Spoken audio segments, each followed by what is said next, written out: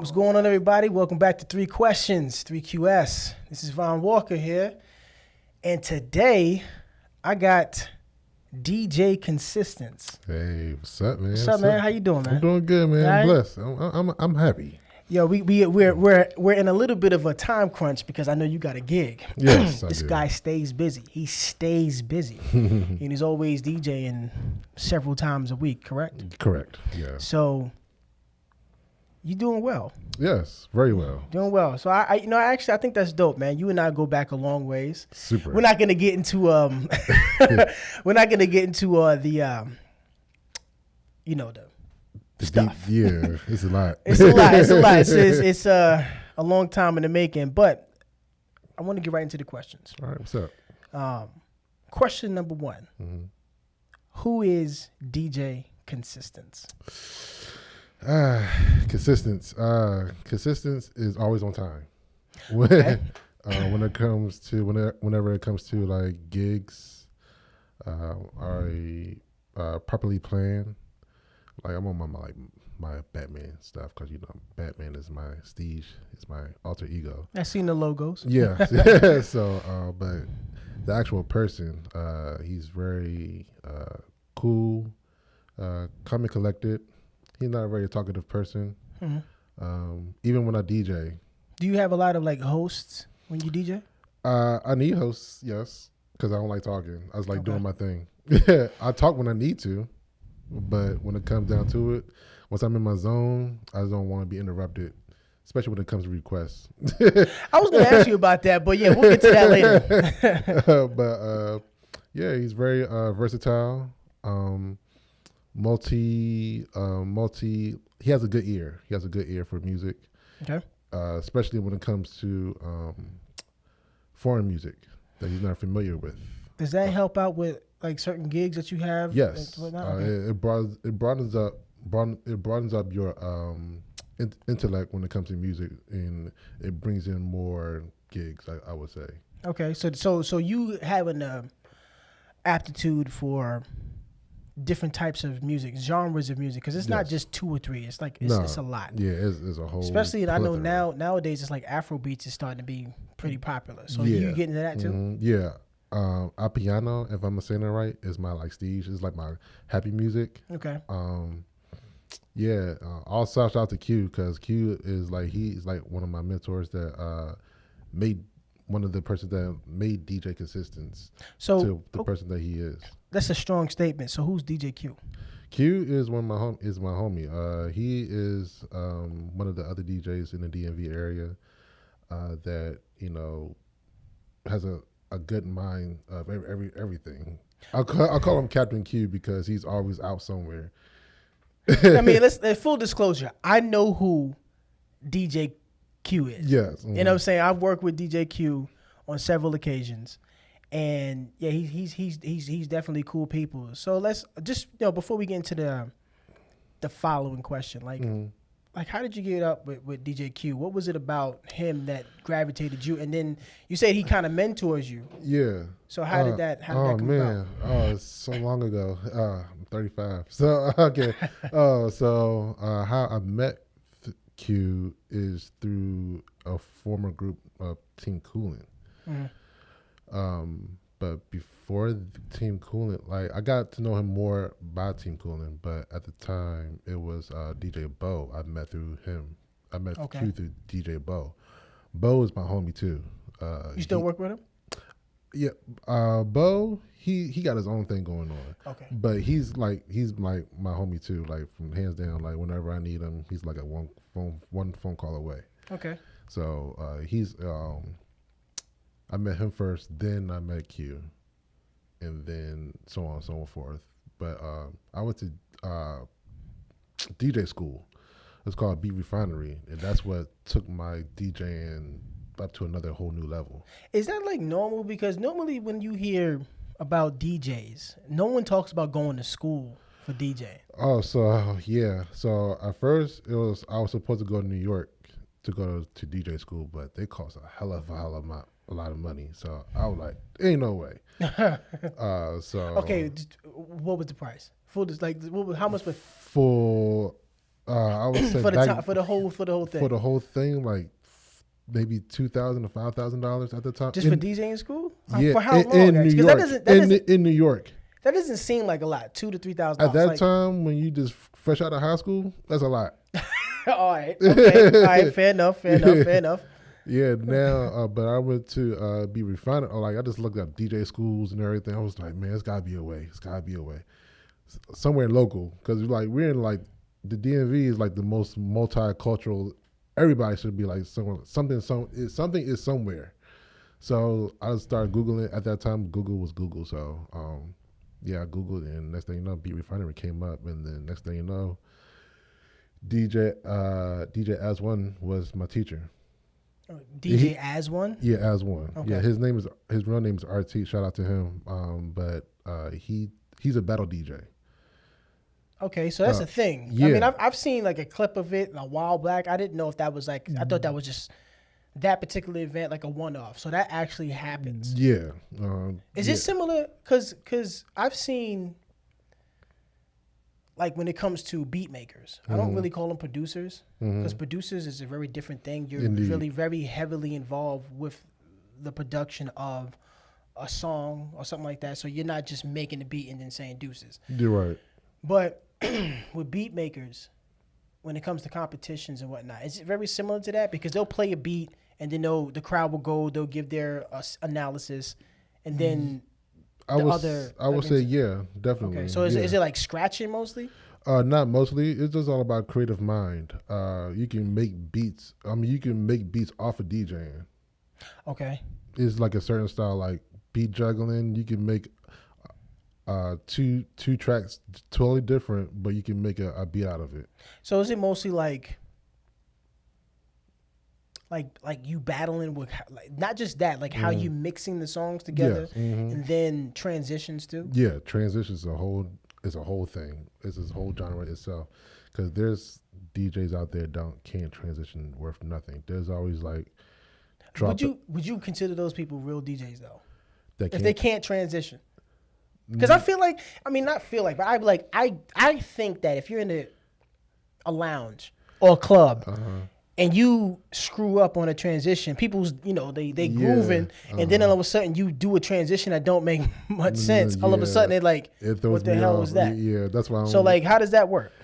I And have you ever done a effed up transition before? Honestly, I did. When in my beginner ways, in my beginning stages of DJing, I was like, okay, but I have a good ear though, so that you had to pick it back up. Yeah, I had to pick it back up, because when you lose a crowd, that's when you have to drop some heavy bangers from back to back. But it's all about everything is basically a muscle memory. Okay. And you have to read the crowd. Some people don't read the crowd; they just be in their own zone. But yeah, that's just disgusting. Because I'm like a worse critiquer, because it's like when I go into like people's clubs and everything, I'm always like hearing like how the transition is going to be. So that's why I'm like, I could have done that better. But So it's hard for you to actually enjoy yeah. being in the club, Yeah. or in the lounge, or any type of event setting, because whoever's playing the music, you're already like, what's this person doing? Yeah, exactly. Well, how do you ever Not working. enjoy? No, yeah. How do you enjoy being out, like at an event, or just chilling? Not even like a super event, just like at a day party or something like that. How do you? Just distractions, I would say. Well, I hope you got good people with you. Yeah, of course. So, but you say you went to DJ school, right? That's a bit of a commitment. Yes. So, question number 2, it actually leads into that. Why DJ? Were you interested in anything else other than DJing? And the reason why I asked about that, because, well, now that I look at it, I guess the second part of question 2, it doesn't really apply, because when you really think about it, being a musician, a lot of people do that. Being a DJ, it seems like a lot of people do that. Being an actor, a lot of people want to do that. Being a dancer, a lot of people want to do that. Now photography, now video, now damn near anything. You can literally look at any profession and say it's saturated. I agree. And I almost asked you the question, why be a DJ? Because it seems saturated. But when you really look at it, every profession can be considered saturated. Indeed. So I guess the question would be, okay, why DJing over something else? All right. So my first love was cooking because I learned cooking through my mom. Okay. And from then on, I just Full disclosure, hold up real quick. Okay. Full disclosure. You have some bomb dishes. Thanks, man. I've known you for a minute, and I ain't gonna lie. There was a point in time because I dabble in the kitchen too. I don't like to cook, but I know how. You know I know how. Yeah, right. And there was a point in time when I was like, "We about to have a cook-off, man." Like, but you made some stuffed cheese chicken once. I don't know if you remember it because you cook often. You're right. So, but you made something. I was like. You got it. You got it. You know what I'm saying? Because I know I can do a little. I know a couple of dishes. Yeah, your lasagna. Yeah. Exactly. See, I'm glad you said that. Now y'all know. All right? When it comes to the lasagna, I throws it down. Yeah, he takes pride in that. I takes pride in that for real. All right? It'd be good too. So yep. All right. See, I ain't had to say it. He said it'd be good. It'd be good too. Well, I didn't mean to cut you off, man. No, I had to say that though, because that's actually yeah. pretty dope. Because a lot of people don't think that men actually get down in the kitchen. You know. Oh yeah, I get down with the get down. Exactly. So yeah, man. My bad. Oh yeah. Okay. So yeah, cooking was my first passion. No. Okay. So yeah, so that's really your passion. Then. It was like a major, like it was like a watch and learn. Okay. Type thing, and I took some tips from my mom, and then next thing you know, I was just started flexing on my mom. So. Oh snap! Love you, mom, but yeah, I ain't even getting in the middle of that. Yeah, I hosted a couple of Thanksgivings, and yeah, she didn't have to worry about anything. So you made the whole Thanksgiving meal. Yeah. Mm-hmm. See, I can't do that. See, I know a couple of dishes. I don't know enough for a whole. Yeah, I just cooked enough just for the immediate people for us. I ain't cooking like a whole. But still though, you ain't get no complaints. No. Mm-mm. All right. Everybody took a plate home. There you go. Or Ziploc bags. It's mess. I hear that, man. So cooking was the first love. Yes. Then music. Okay. So I came from a background of a lot of music in my family. A lot of musicians in my family. My aunt Janice, she had a radio show out in Atlanta and everything. I tried to get in contact with her, but she was hard to contact because she was so busy. But that's like that's my aunt on my mom's side. So had talked with her and came to find out Deshaun Holton, aka Proof from D12, was my cousin. How you find that out? My grandma. Yeah.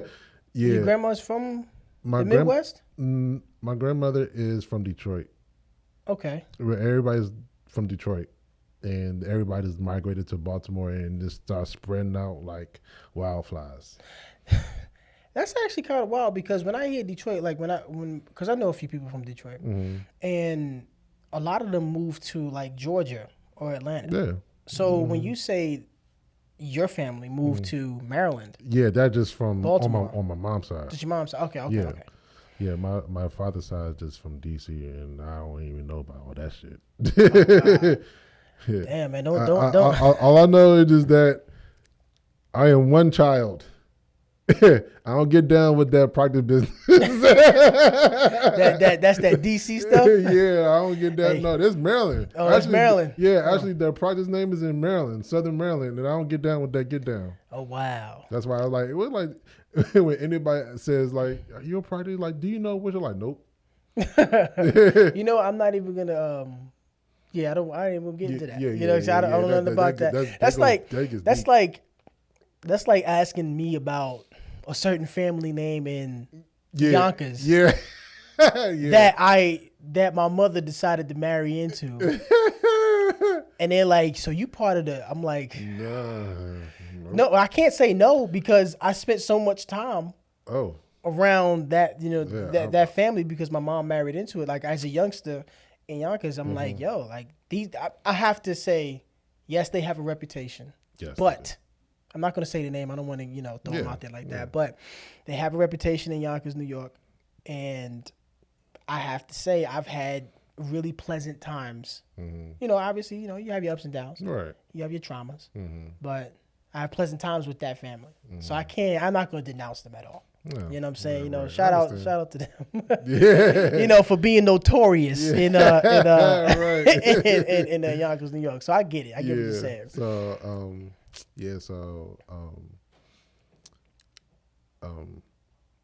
everything is from music to everything. So when I just I like hearing one of my influencers in DJing and in DJ world is J Master J. J Master J and DJ Jazzy Jeff. I was going to ask you about Jazzy Jeff, but since you mentioned him, Yeah, continue. Yeah, so he's the one I look up to. He's like very cool, and his cuts is like, oh my god. So he's like considered one of the greatest DJs like ever. Yeah, definitely. And still DJing. It's wild that, if we can digress just a second, it's wild that he isn't as prominent. Maybe I'm not looking at it the right way because I'm not a DJ. He's probably hella prominent within the DJ community. So maybe I'm not saying it right. I should probably take that back. If I was a DJ again, I would probably be a lot more like, oh yeah, he's the great, he's the GOAT. Yeah. So I'll just step back for a second. I'll let you continue. Yeah, Jazzy Jeff, he stays DJing like overseas, and like his talent is like unprecedented. Yeah, he's one of the DJs I look up to. Actually, there's a lot of other DJs I look up to be honest.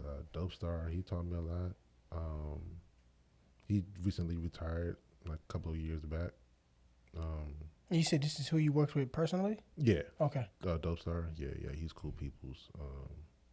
But it's like, I'm surrounded by good DJs, and it makes me better too as well. Mm-hmm. So I like to stay around people that makes me better, and watch out me studying them and what they do and watching what they do. It makes me feel good. Like, okay, let me like try to do that. Do you mentioned Jazzy Jeff as far as like his cuts and stuff like that, and his scratching? Do you do a lot of that, or you mostly just stick to the transition and just properly mixing tracks in events? I practice more often on my cuts than anything, but I like beat juggling. Beat juggling is my stage. But it's so much things in DJing that you can never not be bored of DJing, because there's always something to learn, something new. Well, as long as there's new music being produced, how could you get bored? Well, music, but also the art of DJing. Okay. Because it's always like either you have transitions, you either have beat matching, you have scratches, you have baby scratch, you have crab faders and stuff. It's the terminology is I'm off on my terminology, but right now, but it's so much muscle memory when it comes to DJing. It's like there's so much to learn.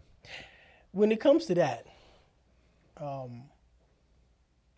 so much to learn when it comes to DJing. Do you have to take a lot of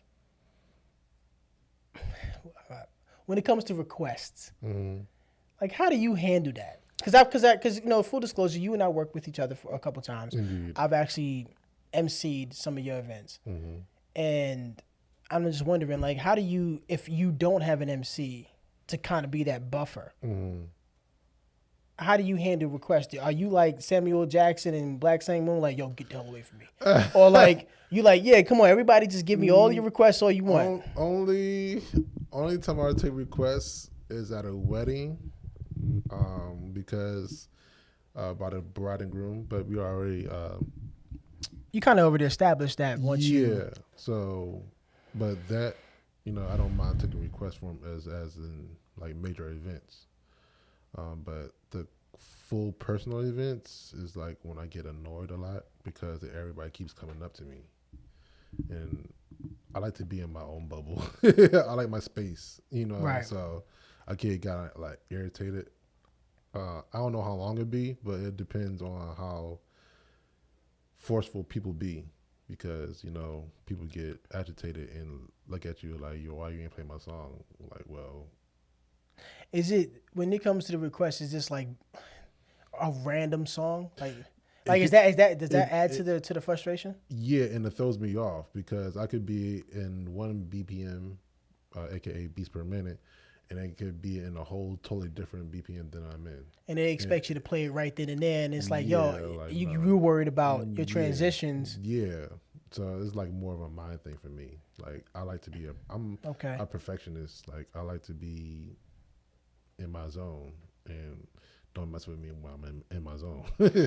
I mean, I get what you're saying. So like, so that doesn't. So when you're in your zone, you're sticking with that for a second and trying to accommodate for people's like requests. So you don't let that like interfere with your art as far as going be transition. You say beat matching or beat. Yeah, BPM is beats per minute. No, not that. You said something about beat matching. Yes. beat matching. So beat matching. You don't let that like interfere. Do you ever be like in certain events like, nah, I'm gonna shut it down. No requests. I understand what type of event or type of environment I'm in. I'm just gonna go ahead and just rock. Have you done that before? Yes, I have. Because I mean, like, think about it too, man. When you at like a club or whatnot, you see sometimes the DJ booth is like inaccessible. Yeah, I can't imagine. I can't imagine DJs in the booth that's you can't get to unless you climb up a ladder. Because I've been to some places like that. You actually had to climb a ladder, and I'm wondering how the hell he got his equipment up here. Yeah. And I'm like, well, okay, nobody's giving no requests up here. You just sitting up here rocking out for the next 5-6 hours, however long. So, actually, what kind of events do you find more appealing? Is it clubs? Is it weddings? Honestly, it's a lot of the corporate events I'm like attracted to now because I see everybody's having a good time. So it doesn't matter. Do you get a lot of requests from those types of environments? So everybody rocks out. Everybody's having a good time. They're not worried about it. Does it pay more? Of course. I have to ask about that. Of course, yeah. So the corporate spot, because that's actually one of my questions, and you're actually getting into it, because it's like one of my side questions, because you already went through the first question, you went through the second question, so I guess we can go into the third question when it comes, because you mentioned it, corporate. When you're in the DMV right now. Yes. So when it comes to the DMV and being a musician myself, I've kind of run into issues where trying to garner that support so you can rise, elevate yourself, elevate your level. It's kind of hard in this particular area, DMV, right? As far as a musician is concerned. Do you find it the same way as far as being a DJ, or because you have access to the corporate market, unlike a rapper or a singer or a go-go artist? I don't typically see those three in corporate areas, but you can get a DJ because you don't have to actually interact with the crowd for the most part. You just play the music that they want to hear. Right. Do you find it to be as challenging, or do you find it to be easier as a DJ? Honestly, all depends on from the behind the scenes. It's actually like kind of like even out because musicians, they have musicians and a DJ, and those are a lot of the events that I like being a part of also, because it gives the band to also eat too. And it's nothing like, because a band can liven everything up and the DJ can close everything out on a high note. So when it comes to musicians, it can be harder. Yes, it can be harder for musicians. Okay. But it all depends on the circles that you've been around and who you familiar yourself with. Okay. So I guess for you, it doesn't matter where you're at then. No. As far as like what region, DC, Maryland, Virginia, or Miami, you can pretty much dip and dab in any way you can get, especially if you're going to open yourself up to more than just the club scene. Yeah, because the club scene, all you're going to do is hear the same songs that you hear on the radio. What's the top 20? 40, whatever the case may be. When you're in the club, does the club owner say, hey, play this song, or do you have free will? No, it depends on what club. because certain clubs want a certain crowd. So the bigger the club, the more controlled the music is. Yeah, I would say that. Yeah. How do you feel about that? It wouldn't allow us. It wouldn't allow us to express ourselves, like musically. Like I want to dib and dab into everything. Okay. Like just to feel good music. Not I want to kill nobody. I just want to feel good. You know. I mean, I get that. I mean, but then you get so the bigger the club. Have you ever like done any work when it comes to radio stations, or do you even bother? Because I mean, I know me personally, I don't listen to the radio at all. Radio stations. I'm not shading the radio stations because I know a couple of DJs that DJ for radio stations, Right. and it's like it's a script. I believe it's a script that they have to follow by because even though they have to play other music, but they play the same stuff, and I know you don't want to play that because you play that every time. And a lot of these DJs you know personally, so Yes, you're like, I know for a fact if you was out XYZ or somewhere else, you would not be playing. Yeah. Okay. Let me ask you a question. This is totally not part of my section. Okay. And you don't have to answer this question. Is there any artist that you never play? That you never play? Is there any artist you like? You know what, man? I ain't messing with. No, I'm not doing this. So, you can be as politically correct. So there is artists that I don't want to play, but I'll play it. Okay. And you don't gotta say no names. Yeah, okay. Because I work with you. I already know who you talk. I already know what you're thinking about. Yeah. But you have to because people know who I am. They know me. Yeah, like you know who I am. So yeah, if there's an artist that I don't want to play, I don't play in my free time. But I will play at an establishment where I get paid. So that's fine to get the club going. All right, cool. So all right, bet that actually Just to make things simpler. You got to be politically correct when it comes to stuff like that. Yeah. You know, when you get to the the $5 and $10 million club of DJing, then you can say what you want. Oh man, I'm not trying to die. No. There's something I wanted to ask you. That's not part. Again, this is kind of like side because this is that. I thought that was funny because I was wondering if you was going to actually say the name, but you ain't got to say the name. But that was really politically correct. That was good. That's, you know what I'm saying? Well trained. So yeah, man. When it comes to DJing, like, have you ever thought? I know you said the corporate work is good, it's lucrative. You ever thought of transitioning to a different area? Yeah, of course. Like what? And if you did, what areas are you thinking of? That you think that would actually be more receptive to your type of style of DJing, or that you would think help you to become a bigger DJ and to actually see bigger budgets? So, I know a lot of other DJs that travels through different regions and hear different types of DJing, and I've been told that the DMV style and New York style of DJing is the most predominantly the best DJing that can that's out there. Really? Yeah. So I never elaborate on that because I never really heard about that. So, everybody's different when it comes to DJing. Like different regions and styles, but different places. Like I would say, like New Orleans style is way different from our style. Shout out to DJ Jeff Jackson. He told me this. He's saying that they play the whole song through. And then switch over? Yeah, then switch over. In New Orleans? New Orleans. You would never thought. The funny thing is, I would have thought that would have happened in like DC with go-go because go-go music is like the tracks are so long. But you don't really DJ with go-go. You just let it play. You just let it play. Okay, all right. You got a point. You can like finesse some stuff, but DJing when it comes to go-go, like you can make it work. But it's not my stage. Okay.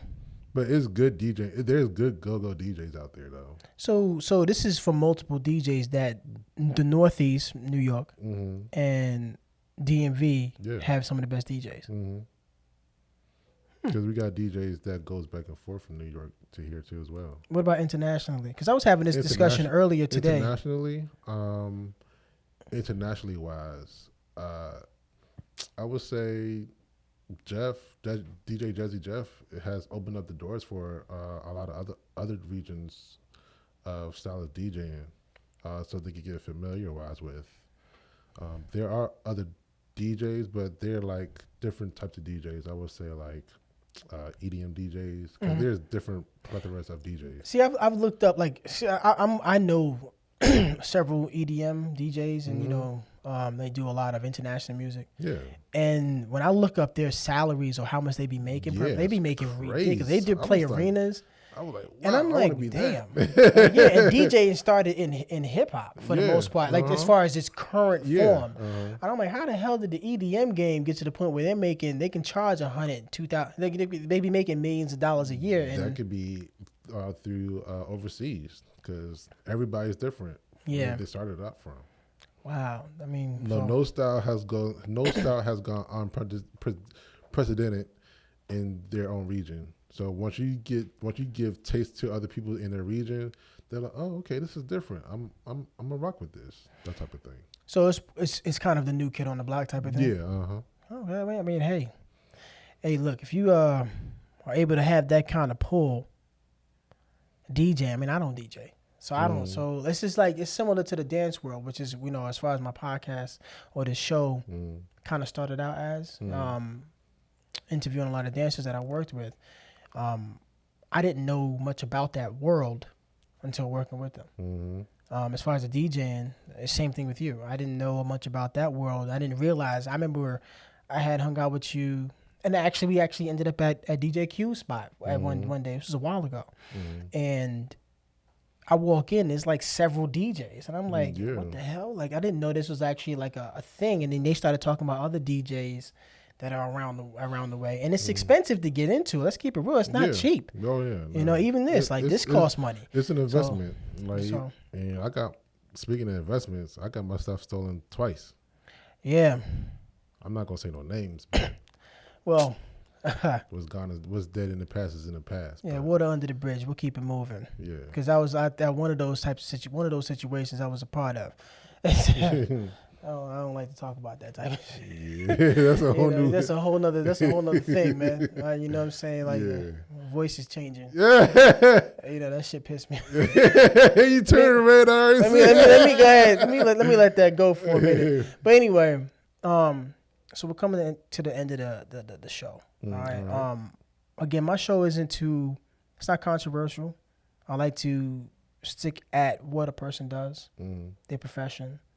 And things like that. We have some fun also. Oh yeah, of course. The show only goes as long as a person decides to answer. But there is a bonus round. Oh, I like rounds. So for question number 4, and I only get to ask this question if I win in rock, paper, scissors. Okay. And in some occasions, I actually allow a person to ask a question if you happen to have one for me. Okay.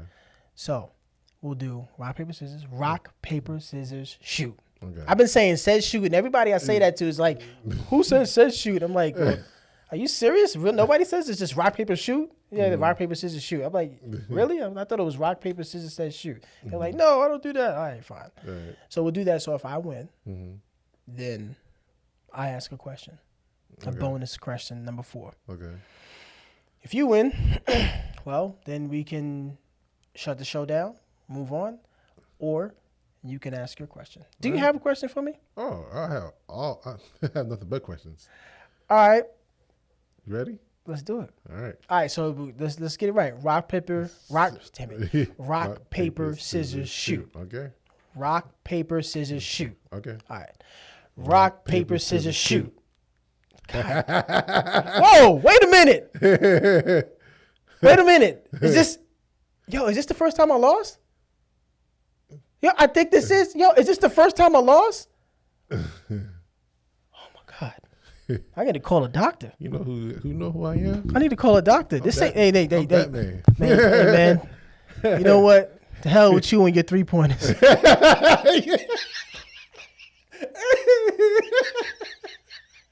That's an inside joke. And you see how he's laughing because he knows it's true. Like, this is ridiculous. And you know what the funny thing is? It would be you that I lose to this shit, man. I'm sick of you, man. Man, matter of fact, I ain't answering no question. Get out. Get out. All right, man, go ahead. Ask your question, damn it. I'm sick of you. So ask your question, man. What you got? All right, so as an artist, do you have any regrets? And if you do, what would it be? Well, I have maybe 3 that I can speak to. Number 1 is not producing enough content or enough of the music that I wanted to do. Being a musician, being, rapping, I wanted to do more. I should have done more. But I didn't record a lot. I recorded only what I thought was necessary, which probably wasn't the best thought process. Number 3, knowing who and who not to stick around with. Because certain people siphon a lot of energy off of you. You don't realize that it's happening at the time until hindsight. 20 sight is 2020. Like hindsight is 2020. Right. I think that's how you say it. When you're looking back. And number 3, not giving it, which kind of goes with number 1, but not giving it as much time because everybody has a job and you feel like you have to work. You got to pay for stuff. Yeah, you have to. I mean, it's kind of like, how do you not have a job and then pay for this unless you have people that just super believe in you? And 50 Cent is a person that you would have to say that a lot of people didn't believe in him. He had to figure it out himself. So where the hell was he going to get his funding from? He had to do it himself. Right. And now look at him now. You see what I'm saying? Yeah. So when people say, well, you got to find people that believe in you and want to invest in you, yeah, that's cool. But what if no one does? Like in the 50 Cent situation. Only believing in you after you've actually garnered some success. So right. How do you navigate that? So I would say the regrets are, number 1, not producing enough content. Which is why I'm kind of doing something like this show, and I do plan on doing music again, getting into it again, and producing more content, giving it more time, as in not having a job, and believing in yourself a lot more. Indeed. So that's pretty much it, man. And I was on another show, Let's Get Real podcast, and that question came up because the people who are in my circle know I did music before, including yourself. And the question was raised: do I feel like I failed? And a portion of it, I have to admit, yeah. But what was it? The light bulb had 1,000 failures. All they needed was 1 success. Indeed. So we'll see what happens in the future. All right. Bet. Yeah. That's all. Yeah, that's only why I had 1 question, right? Yeah, 1 question. Oh, yeah, 1 question. You ain't gonna get me. You ain't gonna get me. Ain't gonna get me. All right. So yeah, man, that's the end of that, man. I appreciate you coming by to 3QS. Thanks for having me. Thank you for having me. And yeah, man, I hope you will come back. I think it'd be dope. I mean, I'm like, for the last 3 episodes, it's been different setups. I've been trying to figure out what exactly or how I'm gonna have this thing set up, but. I like this setup. I like the last one, and I like the one before that. So I'm like, damn, I don't know what to choose. So I think I'm gonna keep changing it up until I actually settle on one. And yeah, man. Again, I thank you for coming. Oh, thanks for having me, man. Ladies and gentlemen, DJ Konsistance. He will not only be in the DMV. He's gonna be going crazy. Yeah, you want to tell me about that cruise? Oh, never mind. We'll get to that later. You know what I'm saying? Mr. International here. I'm surprised you didn't bring that up. But we're going to leave it at that. All right? And until the next one, we catch y'all later. Deuces. Peace.